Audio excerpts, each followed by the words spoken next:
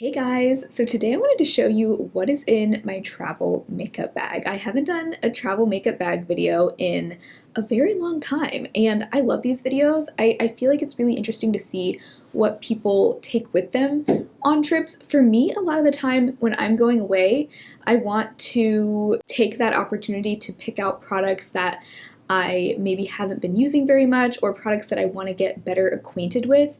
I have a few things that I just have been sitting on. I've maybe used once or twice, but I just haven't really gotten a good feel for those products. And of course, I want all the products to be travel friendly and things that I know I'm actually going to want to use. A lot of the times when I travel, I don't wear very much makeup at all. So I try to keep that in mind. I try to keep things actually very minimal, which I feel like that's a skill that I've improved on over time. In the past, sometimes I would either pack way too much stuff, or I would pack things that real life me, when I'm actually traveling, doesn't want to wear. So I try to keep all those things in mind now. And this trip in particular is super short. We're just going for a quick weekend trip to visit some friends a few hours away. So definitely wanted to pack light because we are driving. So let me go ahead and show you what I decided to bring. I'm actually wearing just about everything on my face right now. And I like to do a full face of all the products as I'm packing them so that I can make sure I'm not forgetting any steps. And that way I can also decide which brushes to bring with me. And just as I'm getting ready, I'll put each item into the makeup bag. That's my favorite way to pack. I don't always have time to do that, but that helps make sure I don't forget anything. So let me first start with the sunscreen I'm bringing. I have been loving this sunscreen, and I'm actually getting ready to do a big sunscreen roundup. My annual roundup this year is going to be focused on K-beauty sunscreens.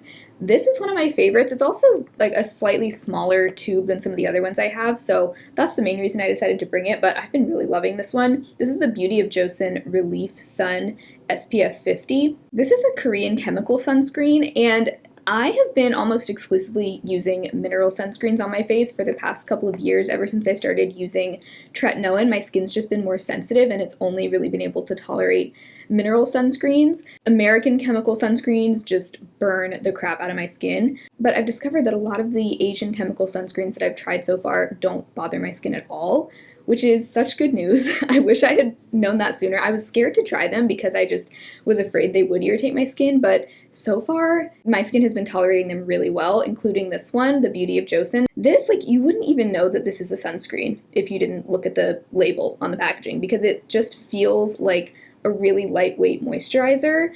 It sinks in really quickly. It's not greasy, but it feels hydrating. It reminds me a lot of the old version of the Crave Beauty Beat Shield that I used to love, very similar texture to that. So I'm very happy to have discovered that, and I'm looking forward to using this weekend. I'll share the rest of my skincare that I'm bringing at the end. It's a pretty small group of products, but let's go ahead and get into the makeup now. So the foundation I'm bringing is actually more of like a skin tint. This is the Marcel Natural BB Cream. Marcel is a brand that I think is exclusively sold in Canada. You might be able to order them online. I'm not sure, from other countries, but my friend who lives in Canada sent me this, and I have been loving it. This is a great skin tint. I have the shade Fair. The shade Fair is just a hair too dark for me. I tried to blend it down my neck, and I also put some bronzer on my neck and shoulders, but it still works because it's such a sheer product. It's really not a big deal. The main reason I chose this is because, well, A, it's in a squeeze tube, which I do prefer to travel with squeeze tube foundations as opposed to ones that are in bottles, because I find that bottles have a tendency to leak, but typically squeeze tubes don't. I mean, knock on wood. But the other reason I chose this is because I can apply it with my fingers, so I don't have to bring a sponge. I really don't like traveling with sponges. Even though I have a little travel sponge holder, I still just prefer not to. I just feel like it's gross to have to transport, so I like that I can just apply this with my fingers. This is a beautiful product. It just sinks right in. It really doesn't look like I'm wearing any foundation at all, but it does just even out my skin tone a little bit, so I'm looking forward to using that some more this weekend. So for concealer, I'm obviously bringing my Sigma Color Correcting Duo. I have been using this nonstop. This is one of the only products that I use on a daily basis, so it's really saying a lot that I use it daily, especially considering I was never really a color corrector person until this product. I have this in the shade light to medium, and I've already hit pan. I hit pan on this in my Shop My Stash Get Ready With Me, my most recent video before this one. You can see just in this shade, not the other one yet. But that is one of the fastest products I've ever hit pan on, I think. So I'm bringing that. I like to put that underneath my concealer. And then the concealer I'm bringing is just the one in my everyday makeup drawer right now. This is the Urban Decay Stay Naked Concealer. I love this. I'm sad they're discontinuing it. This is another really lightweight product. I think it'll go nicely with that Marcel BB cream because it is a pretty undetectable concealer, and I wouldn't want to bring like a really heavy, really full coverage concealer to pair with such a light coverage foundation. I think these will work nicely together. Oh, and I also want to share the brushes I'm bringing along with the products that they go with, because I feel like it's interesting to hear about travel brushes as well. I usually like to pack only a handful of brushes, but there's some brushes that I just can't do my makeup without. So the brush I'm bringing to blend out that concealer is the BK Beauty Angie Hot and Flashy A506. Quite a mouthful. This is my favorite concealer brush, so much so that I own 2 of them because, if one is dirty, I want to have another one on backup. So this has a great taper to it, you can see on this side. It's one of the few concealer brushes that doesn't cause streaking. I actually like using this better than a sponge because I am able to maintain more of that coverage with this because sponges tend to soak up a lot of concealer, and it's a great size for the under eye. It just fits so well. A lot of concealer brushes are just too big. They don't get into these, little inner crevices of the eye. So that is one of my favorite brushes of all time. I do actually have an affiliate code with BK Beauty. I always forget to mention these things because I'm terrible at promoting my codes, but I do have a code with them. I think it's 10% off their site, so I'll put that on the screen somewhere for you. Okay, and then the powder I'm bringing is, of course, the e.l.f. Halo Glow Loose Setting Powder. I love this powder so much. It's also the only powder I have, so it's really the only option, but the brush I'm going to bring to apply that powder is the BK Beauty 113. This is small enough for the under eyes, but I also like to use this to apply it to the rest of my face, especially because I typically only really set my T-zone and like next to my nose, so I don't need a huge brush. So this is the brush I'll bring, that way I can just have it be one small brush rather than bringing a big powder brush. The bronzer I'm bringing, I actually just rolled this out of my everyday makeup drawer, but it's nice and travel friendly. I like traveling with stick bronzers because they just take up less space. Generally, they're just easier to pack. But this is the LYS Cream Bronzer in the shade Motivate. Very easy cream bronzer. I just draw it directly onto my cheeks because it's very creamy, glides right on. And then you could blend it out with your fingers. I prefer to blend it out with a brush, so the brush I'm bringing is actually, you know what? I should bring a different brush. I'm going to bring a smaller one. I was going to bring the BK Beauty 101, but it's kind of large, and I'd rather pack something smaller, so I'm going to bring the BK Beauty 106. I like both equally for blending out cream products. So then for blush, I actually decided not to pack highlighter because I'm bringing my Franken Cream Blush, which is a mix of the CoverGirl lipstick in Honeyed Bloom and a little bit of the Oma Beauty cream highlight stick in White Pearl. That's what this mixture is. And so I guess you could call it a blush lighter. It's like a 2-in-1. So this gives plenty of glow to my cheeks. I really don't need a highlighter along with it. So that's what I'll bring. I actually hit pan on this today as well, which isn't saying much because, there's not a lot in here, but still exciting. So bringing that, and then I also decided to bring a powder blush because I just like to have options for blush, but also sometimes I like to set my cream blush with a powder these days. So this is the Sigma blush in the shade Corda Rosa. I mainly chose this blush because I feel like I haven't used it a whole lot and I just would like to use it some more. This I feel like gives a great like sun-kissed type effect to the cheeks. So I do actually have both of those on my cheeks today. And the brush I'm bringing for that blush, for the powder blush, is my BH Cosmetics V2 brush. I don't think this is still sold, but this is my favorite blush brush. It has a great shape to it and a great taper. I like that it's a little bit more fluffy. It's not quite as dense as a lot of blush brushes, so it gives a great diffused look. I actually like this for both powder blush and powder bronzer. I think it's perfect for both. So getting into the eyes now, here's what I'm bringing for eyeshadow. I'm really just bringing these 3 eyeshadow sticks from Hard Candy. Same deal with these. I have only used these a handful of times and I just want to put them to the test a little bit more. I especially want to see how these compare to the e.l.f. No Budge shadow sticks. I want to see if they are as budge proof as those e.l.f. ones. So I haven't given these like a long wear test yet to see if they crease without eyeshadow primer. So I am bringing my CoverGirl Lid Lockup eyeshadow primer in case I find that I do need it, but I also want to give these a good test without any primer underneath and see if they crease throughout the day. So I'm bringing 3 shades, which might seem like a little much, but they take up so little space that I don't even care. So the one I'm wearing right now is the shade Stoned, which is a matte taupe. This is such a unique taupe shade, very cool toned, almost has a bit of an olive undertone to it. So that's what I have all over my lid today, and I blended it out with the EcoTools Defined Crease Brush, which is sort of a more dense crease brush than I would use for powder shadow, but it's perfect for cream shadow. The perfect shape too. It's a little bit more flat on the top, which I like for cream shadows. And then I'm also bringing 2 other shades. This shade I have in my inner corner right now, this is the shade Bubbly, which is just a shimmery champagne color. There's that one. Nice light translucent but very shiny champagne shade. That's what I have in my inner corner. And that one I just sort of tapped out with my finger, very quick and easy. And then I'm also bringing the shade Pink Ink, which is more of a light rose gold. There is that one. So I could wear all 3 together or just one at a time or any combination of those. So looking forward to getting some more experience with these eyeshadow sticks. I'm also bringing 2 pencil liners. I'm on a bit of a mission to use up these CoverGirl Perfect Point Plus eyeliners because I've just had them for a while, but I don't think I would ever put them in a project pan because you can't twist these all the way up, so there'd be no way to measure my progress. So I'm just sort of unofficially trying to pan these, but I'm bringing with me the shades Gray Khaki, which I have on my lower lash line, and I used this really old tiny EcoTools brush to smudge that out. And then I'm also bringing the shade Espresso, which is a dark brown. That's the shade I have on my upper lash line right now, and that I just winged out with the Sigma E15 flat definer brush. It's one of those flat, squared off eyeliner brushes. Works great for just doing a quick soft wing. So that'll be the brush I bring for that. Then for brows, I'm just bringing my usual go-to combo, the NYX Thick It Stick It Brow Gel in Cool Blonde, my favorite.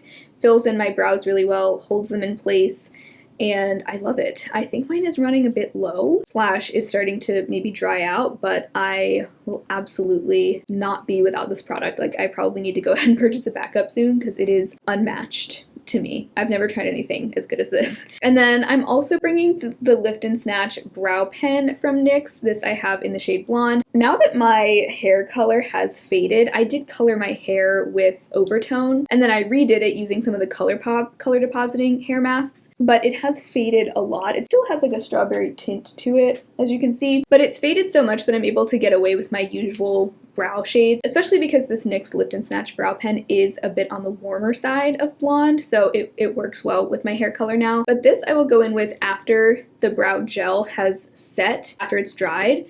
Then I'll just go through, put a few more strokes in the tail of my brow and in the front, just to fill them in a little bit more, and that combo is just a dream team right there. For mascara, the one I have open right now, conveniently is also a travel size, which is nice. This is the Tarte Maneater mascara. I've only used it twice so far. So far, I feel like this is going to get better after I've had it open for a week or so, because the first time I used it, it was really subtle, but I can tell the formula is starting to thicken up a little bit. So I look forward to seeing how I like this as I continue to use it, but it does give a really nice lengthened and separated look. It has a rubber bristle brush, which is my favorite type of brush because it just does a good job getting in between every lash. And then speaking of Tarte, I also wanted to bring my new Maracuja Juicy Lip Plump in the shade White Peach. I just bought this in the 21 Days of Beauty sale. The little sticker on the bottom wants to come off, but I'm like, no, stay on. But I am loving this shade so much. I'm really glad I got this. I wasn't sure